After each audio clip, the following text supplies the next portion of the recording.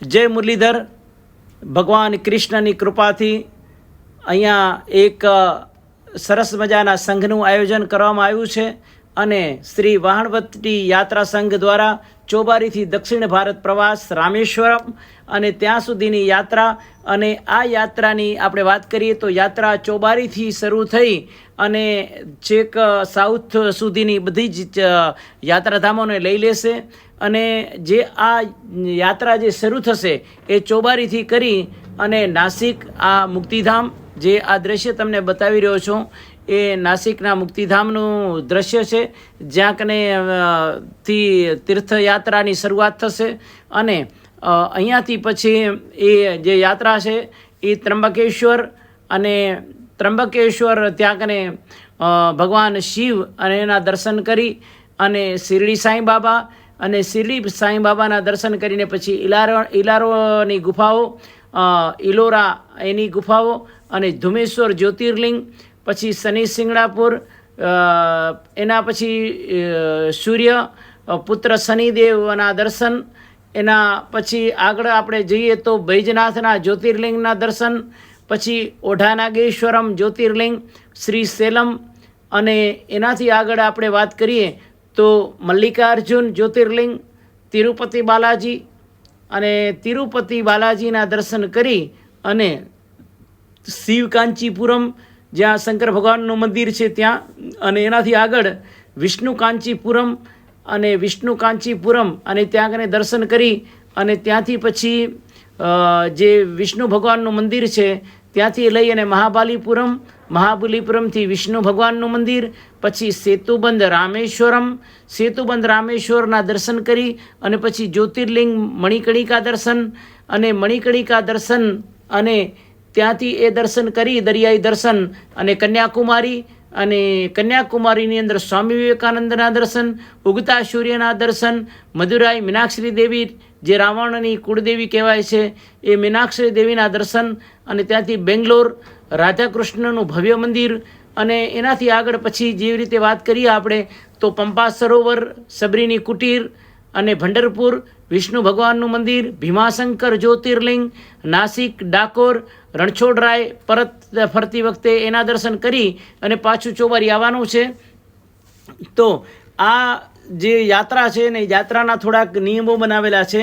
એ નિયમોની આપણે વાત કરીએ તો 2 ટાઈમ ચા નાસ્તો તથા 2 ટાઈમ જમવાનું, અને જમવામાં છાશ આપશે આ લોકો. અને એમાં પછી યાત્રાળુએ જે સાથે લઈ જવાનો જે સામાન છે એની અંદર યાત્રાળુએ સાથે પથારી, થાળી, વાટકો વગેરે લઈ જવાનું રહેશે. અને એના પછી વાત કરીએ તો યાત્રાઓએ જે પણ જગ્યાએ જવાનું થાય, કે જેમ કે હોડીમાં બેસીને જવાનું થાય, પછી જોવાલાયક કોઈ સ્થળોએ જ્યાં કને ટિકિટ કે કરવેરો જે ભરવાનો થાય એ ગાડીવાળા ઉપર રહેશે, બરાબર. અને યાત્રામાં બધાએ સંપીને રહેવું, બરાબર. યાત્રામાં કોઈ ખોટા ડખા કરવા નહીં, બરાબર છે, ખોટી રિક્વાયરમેન્ટ રાખવી નહીં, બરાબર. અને યાત્રાની અંદર કોઈ પણ જે સંઘની સાથે જ હાલવાનું, બરાબર. કોઈ પણ વ્યક્તિ ક્યાંય આડે અવરી બીજા કોઈ મંદિરોના દર્શન કરવા હાલી જાય સમૂહને છોડીને તો એકબીજાને ગોતવામાં વાર લાગે, એટલે કોઈ ખોવાઈ જવું નહીં, આખું સંઘની સાથે હાલવાનું, બરાબર. અને શાંતિથી બધી જગ્યાએ દર્શન કરવાના, ખોટી ભાગમ ભાગ કરવાની નહીં, દોડાદોડ કરવાની નહીં, બરાબર. કારણ કે કોઈ એકાદ 2 વ્યક્તિ પણ જો ખોવાઈ જાય કે કાંઈ પણ થાય તો એને ગોતવા પાછળ બીજા લોકોનો ટાઈમ વેસ્ટ થાય અને પાછું મોડું થઈ જાય, બરાબર. એટલે એક જગ્યાએથી બીજી જગ્યાએ ટાઈમસર પહોંચવાનું હોય, પહોંચી શકાય નહીં. એટલે અને કોઈ પણ જાત્રી કે ખોટી દલીલ, ઝઘડો કે કંકાસ કરશે તો તેને પ્રવાસમાંથી રદ કરી નાખવામાં આવશે. આવી વાત અહીંયાથી આ નિયમ છે જે એ નિયમના લોકોએ વાત કરી છે. અને એનાથી આગળ વાત કરીએ તો ગાડી લક્ઝરી જ્યાં કને નહીં જઈ શકે ત્યાં રિક્ષાનું ભાડું ગાડીવાળા ઉપર રહેશે, બરાબર. અને આ જે આયોજન કર્યું છે એ આયોજનમાં નામ છે એ લાભશંકર એન રાવલનું નામ છે. અને લાભશંકર મહારાજના નંબર છે 940-828, બરાબર, 1916, જે હું પાછો અહીંયા કને ડિસ્ક્રિપ્શન બોક્સમાં નાખી દઈશ, બરાબર. તમે જોઈ લેજો. અને એના સાથે સંપર્ક તમારે કરવો હોય તો ચોબારીના સવા જેઠા પટેલનો સંપર્ક કરવાનો.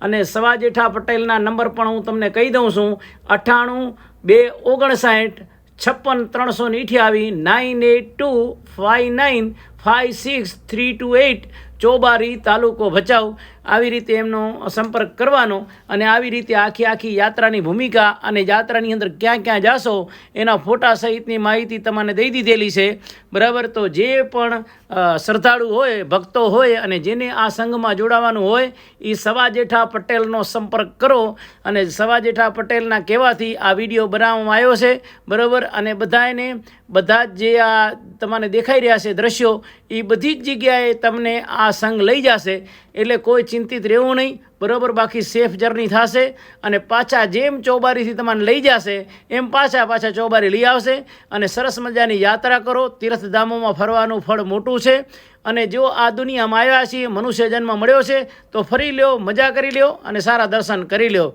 જય જોગમાયા. અને આ ચેનલને વધારેમાં વધારે સબસ્ક્રાઈબ કરજો, લાઈક કરજો અને શેર કરજો. જય હિન્દ.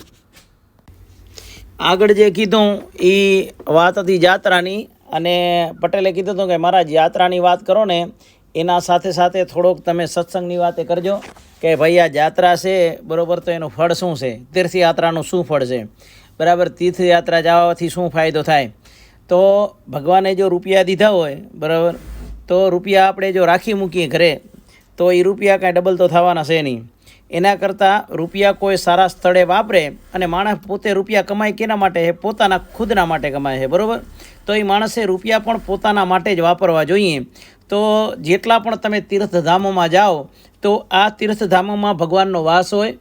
પછી જે પણ તમે તીર્થધામમાં જાઓ ત્યાં કને ઘણા બધા તપસ્વીઓએ પોતે તપસ્યા કરેલી હોય, એટલે જેટલી જગ્યાએ તમે જાઓ ઉમાં કને સારા લોકોના પોઝિટિવ ઓરા અને એને ઉર્જાનો સ્ત્રોત એ જગ્યાએ એકત્રિત થયેલો હોય. અને આ બધી દેવભૂમિ હોય, અને દેવભૂમિની અંદર જવાથી તમારા પોતાના એક અલગ વિચારો બદલી જાય, સારા વિચારોનો સંચાર થાય અને ભક્તિમય તમારા મગજની અંદર અલગ સ્ત્રોત થાય. અને બીજી વસ્તુ એ કે આ બધા તીર્થોમાં જેમ જાશો ને એટલે તમે અંધશ્રદ્ધાથી તો પહેલાં બહાર આવી જશો. સૌથી મોટી વાત એ કે ઘણા બધા કોઈ જોવરાવા જાય છે, બરાબર છે, કે કોઈ પણ તાંત્રિકનાઓમાં આવે છે વાતોમાં, બરાબર છે. એટલે આ દુનિયા ફરવાથી, બરાબર, અને આ દેવસ્થાનોમાં જવાથી બધા પાપ ધોવાઈ જાય છે, બરાબર. અને કોઈ પણ જાતની અંધશ્રદ્ધા પછી માણસના મગજમાં આવતી નથી. એમ કોકને કાંઈ પિતૃ નડે, કોકને ગોત્ર નડે, કોકને કાંઈ નડે, કાલ સર્પ દોષ હોય, ફલાણો દોષ હોય, બરાબર છે. એ બધાય દોષો તમે આ તીર્થધામોમાં દર્શન કરો એટલે પછી તમને કોઈ જાતના તમને નડતું નથી કાંઈ, સમજ્યા? કોઈ પણ વાતની દુઃખ રહેતું નથી એમ. એટલે ક્યાંય પછી જોવરાવા જવાની ક્યાંય જરૂર નહીં, બરાબર. જે તીર્થધામોની અંદર દર્શન કરી આવે. અને આ સ્વામી વિવેકાનંદનો ફોટો એટલા માટે મૂક્યો છે કે દુનિયાને જાગૃત કર્યા, સમજ્યા? જેણે સ્વામી વિવેકાનંદે નવજાગૃતિના જ્યોતિર્ધર, એ તમે આમાં જાશો ને કન્યાકુમારી, એટલે ત્યાં કને એમનું મંદિર છે, ઉગતા સૂરજ, એના દર્શન તમારે હું થશે, બરાબર. એટલે સ્વામી વિવેકાનંદે એક જ કામ કર્યું હતું કે જેટલા માણસો છે ને એને અંધશ્રદ્ધામાંથી બહાર કાઢો એમ, બરાબર. એટલા માટે ખાસ કહું છું કે કોઈ પણ તાંત્રિક આવે અને કહે છે કે તમારે આટલા જપ કરી દઈએ કે તમારો આટલો આ કરી દઈએ, તમારે આ નડે છે આમાંથી બહાર કાઢી દઈએ, એવું કોઈને નડતું નથી, બરાબર. અને ભગવાન છે કાર્યો ઠાકર, મુરલીધર કૃષ્ણ, એને માનવાનો. અને આવા તીર્થધામોમાં જેમ સમય મળે એમ યાત્રા કરવાની, મોજ કરવાની અને જલસા કરવાના, બરાબર. એટલે બધા ફોટા મેં આમાં મૂક્યા છે. તમને આ પંપા સરોવરનો ફોટો છે જે તમને અત્યારે બતાડું ને, એ જો, બરાબર. સબરીની ત્યાં કને ઝૂંપડી, આ જ્યાં કને રામ ત્યાં કને ગયા હતા, બરાબર. અને સબરીના એઠા બોર ખાતા હતા. આ એ બધી જેટલી લીલાઓ છે ને આપણા ભગવાને કરીને, વિષ્ણુ ભગવાનથી કરીને 24 અવતાર થઈ ગયા ને, એ 24 અવતાર છે એ આ યાત્રાધામોની અંદર બધા એનો વાસ છે. એટલા માટે યાત્રા કરો, મોજ કરો, બરાબર. અને ખૂબ ખુશ રહ્યો તમે, બરાબર. પછી ઉहाँથી તમે જાજો અહીંયા ડાકોરના રાય રણછોડ, આ વિઠ્ઠલદાસનું મંદિર, બરાબર. એમ અલગ મંદિરો, આવી રીતે આ બધી અલગ ભગવાનના દર્શન, બરાબર. અને રણછોડજીના દર્શન વર્તા કરી અને પછી પાછું ચોબારી આવવાનું, બરાબર. તો આ તમને વિડીયો જો ગમે તો તમે ઘણા બધા લોકોને શેર કરો, વધારેમાં વધારે શેર કરો, તેથી વધારેમાં વધારે લોકોને યાત્રાનો ફળ મળે, બરાબર. જય દ્વારકાધીશ, જય કૃષ્ણ, જય ઠાકર.